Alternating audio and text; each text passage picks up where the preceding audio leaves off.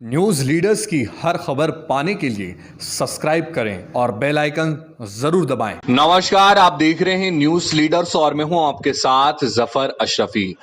पूर्व गृह मंत्री बाला बच्चन ने घेरा भाजपा के सांसदों को।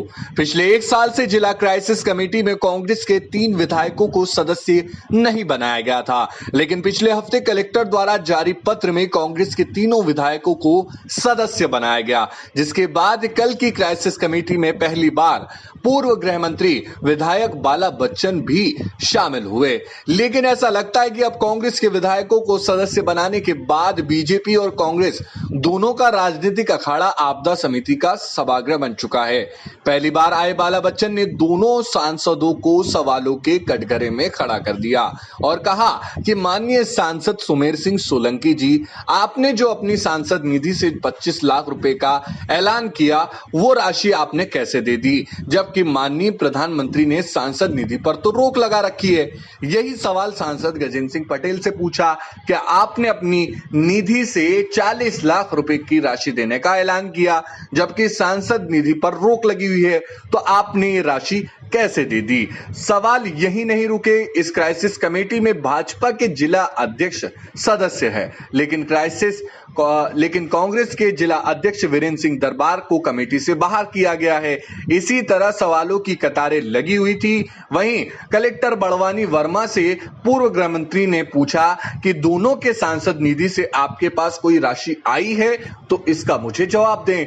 वहीं पूर्व गृह मंत्री ने कहा कि जिले की जनता को गुमराह करने की कोशिश की जा रही है। सांसदों की घोषणा पूरा फर्जीवाड़ा है। वहीं इस मामले में सांसद गजेंद्र सिंह पटेल ने अपने बचाव में कहा कि यह बात सत्य है कि सांसद निधि पर रोक है, लेकिन 2019 में मेरी सांसद निधि बाकी रकम थी, उसमें से राशि दी गई है। वहीं सांसद सुमेर सिंह सोलंकी द्वारा दी गई राशि ऑक्सीजन प्लांट के लिए वो अब तक पूरी नहीं हुई है।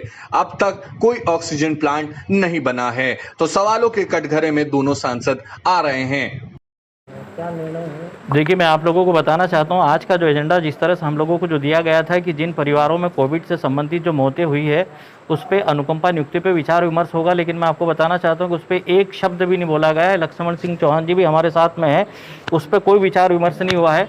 दूसरा, अभी तक हम लोगों को भी ये खबर नहीं करते थे, तो आज मैंने आप लोगों के लिए भी एक प्रेस नोट में आप लोगों को दे भी रहा हूँ कि सांसद भी किस तरह से जिले की जनता को गुमराह करते हैं कि सांसद निधि है ही नहीं। 21 अप्रैल को यहाँ के राज्यसभा सांसद सुमेर सिंह सोलंकी जी ने एक पत्र लिखा था, आज मैंने उसका भी जवाब पूछा है। हमारे लक्ष्मण जी भी साथ में थे। दूसरा, गजेंद्र सिंह जी ने कल जो भूमि पूजन किया है, तो मैंने उनसे पूछा कि या तो देश की सरकार या देश के प्रधानमंत्री जी गलत बोल रहे हैं कि मार्च 2022 तक सांसद निधि सांसदों को देने के लिए नहीं है, तो वो स्पष्ट करे, या फिर आपने जो पत्र लिखा तो उस राशि का हवाला दे, बताएं।